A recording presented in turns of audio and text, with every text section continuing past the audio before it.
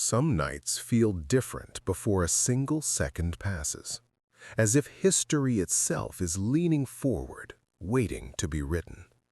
And on this night, the feeling hangs over Madison Square Garden like a living thing.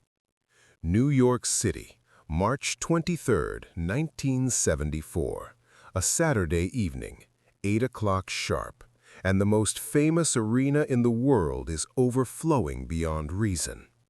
20,000 people are packed into a space never meant to hold this many bodies, with aisles clogged, stairways blocked, standing sections layered 3 deep, and fire marshals quietly surrendering to the inevitability of chaos.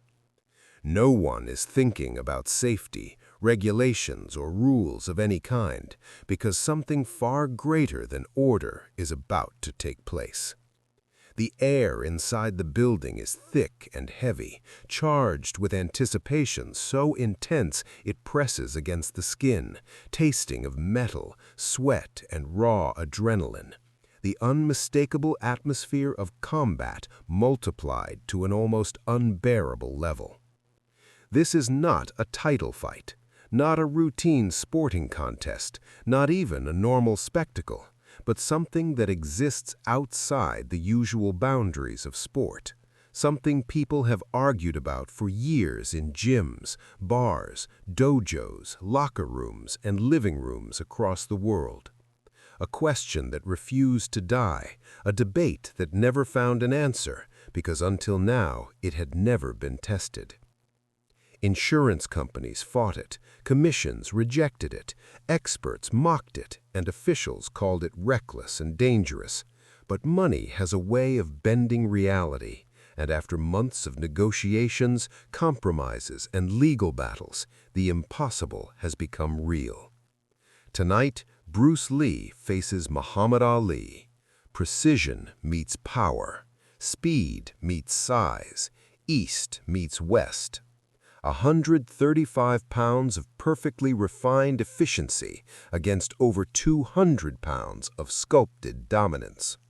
5 foot 7 inches of coiled intensity against 6 foot 3 inches of fluid authority. Jeet Kune Do philosophy against the sweet science of boxing honed over generations. Hybrid rules allow punches, kicks, knees, and elbows, forbid only the most dangerous fouls, and keep the fight standing. 12 rounds of 3 minutes each, 1 minute of rest, no weight classes, no handicaps, no favors given. Just a 20-foot square ring, canvas stretched tight over wood, ropes surrounding it like the edges of truth itself. The crowd moves as one organism, breathing together, pulsing with shared emotion, half dressed in red for Ali, chanting his name with thunderous certainty, confident in the man who shattered giants and rewrote heavyweight history, who danced past monsters and broke them with speed and genius. The other half wears black for Bruce Lee, quieter but no less intense, believing in something different, something they have seen with their own eyes and felt in their bones, speed that seems impossible, power generated from nothing, technique so refined it looks unreal until it lands. Their chant is lower, steadier, almost ritualistic, a promise that tonight the world will understand. This is not just a fight, but a collision of philosophies, identities, and cultures, and everyone inside the garden knows it without being told. When the announcer steps into the ring, even his seasoned hands tremble, his voice booming through the speakers as he welcomes the world to a moment that will echo for generations, explaining that this is not about belts or rankings, but about answering a question that has refused to fade. As Muhammad Ali makes his entrance first, the building erupts into pure sound, a wall of noise so powerful it feels physical. He moves like royalty, bouncing, shadowboxing, smiling, performing even now, white silk shimmering under the lights, confidence pouring from every step. He has faced every kind of danger before and conquered it, and yet even he knows this is something new. Then Bruce Lee appears from the opposite tunnel, and the energy shifts, becoming sharper, more focused, like a blade drawn from its sheath. There is no robe, no performance, just black shorts and a body carved down to pure function, every muscle visible, every movement efficient, his face calm, eyes burning with absolute purpose. He walks to the ring as if approaching work, not glory, climbing through the ropes without acknowledgement, breathing slow and controlled, surrounded by a small, silent corner who understands that words are unnecessary. When the fighters meet in the center, the size difference is striking, almost absurd, yet neither man blinks, neither looks away, because respect does not measure itself in inches or pounds. The referee explains the rules, they touch gloves, cameras flash like lightning, and as they return to their corners, 20,000 people fall into a silence so complete it feels unreal. Then the bell rings, and history begins. Ali comes out light and fast, bouncing on his toes, his jab snapping out immediately, sharp and precise, the cornerstone of his art, testing distance and control, while Bruce moves low and compact, hands positioned along the center line, his head slipping just enough for the glove to pass harmlessly by. Punch after punch grazes empty air as Bruce intercepts and redirects, touching Ali's gloves, guiding them away rather than simply blocking. And for the first time, Ali's expression shifts with surprise. The opening round is about information, Ali controlling distance with reach and timing, Bruce studying rhythm and patterns. And when the bell sounds, Ali returns confident, while Bruce nods quietly, already adjusting. In the second round, Bruce changes gears, closing distance with sudden entries, ducking under jabs and stepping inside, forcing clinches that surprise Ali and draw quick breaks from the referee. When Bruce finally lands the first low kick, the sound echoes through the arena, a dull, heavy thud against Ali's thigh that sends a ripple through the crowd, and Ali feels something unfamiliar, a kind of pain he has never trained for. Bruce traps a hand, fires a palm strike toward the body, and though it is partially blocked, the message is clear. The fight evolves rapidly, Ali still landing more punches, still winning exchanges, but now forced to think, forced to adapt.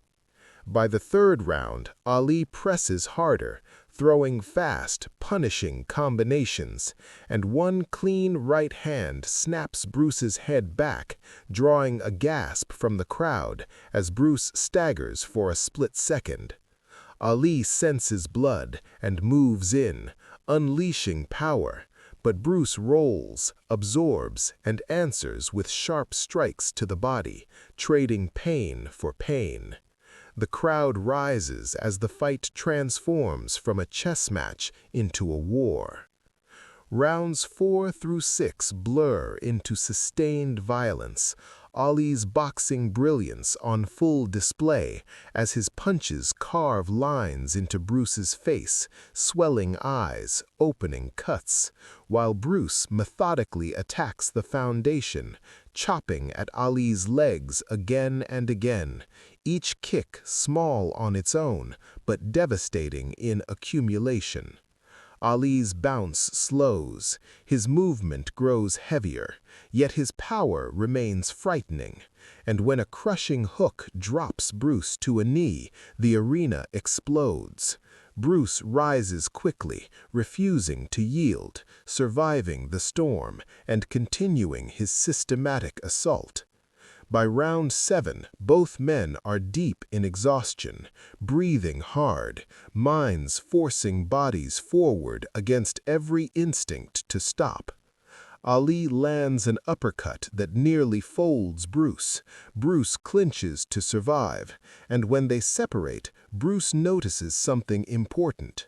Ali breathing through his mouth, oxygen debt setting in. Bruce attacks the body with rapid strikes. Ali answers with hooks and crosses, and neither gives ground. Rounds 8, 9, and 10 become a test of will more than technique. Both fighters battered, bruised, and bleeding, yet still meeting in the center of the ring, trading what they have left.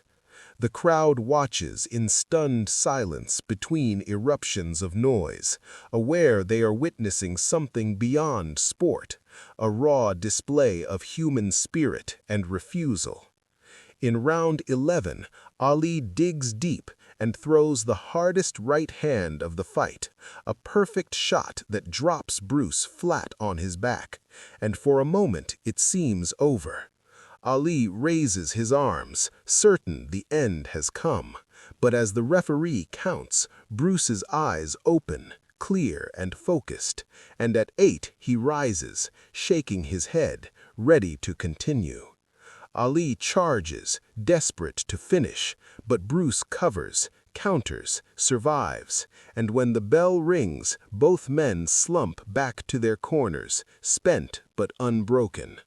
There is only one round left, 3 minutes to decide something that feels almost too large to be decided at all. The final round begins with both men walking to the center, battered and exhausted, yet standing tall, eyes locked, understanding that whatever happens next will define them forever. Ali's combinations are slower now, but still dangerous, each punch thrown with everything he has left, while Bruce's movements are tired yet precise, technique holding together what the body can barely sustain. Neither man holds anything back because there is no later, no tomorrow inside the ring, only this moment. The crowd counts down the final seconds as both fighters dig into reserves they did not know they possessed, trading strikes without concern for defense, driven purely by heart and pride. When the final bell rings, they are still standing, center ring, breathing hard, bloodied but unbowed, and the roar that follows feels endless. The judges take their time, the arena falling into a tense hush, and when the scores are announced, each card even, the decision a draw, the reaction is explosive. The referee raises both arms together, and the ovation lasts for minutes on end, people crying, cheering, embracing strangers, knowing they have witnessed something that will never be repeated. Ali pulls Bruce close, whispers words of respect meant only for him, and Bruce answers in kind, two warriors acknowledging the truth they have discovered together. There is no winner, no loser, only understanding, proof that greatness takes many forms, that power and precision, size and skill, boxing and martial arts can all stand at the highest level when guided by discipline and heart. That night becomes legend not because of a knockout or a decisive finish, but because two perfect fighters met without excuses and showed the world what happens when unstoppable force meets unmovable resolve.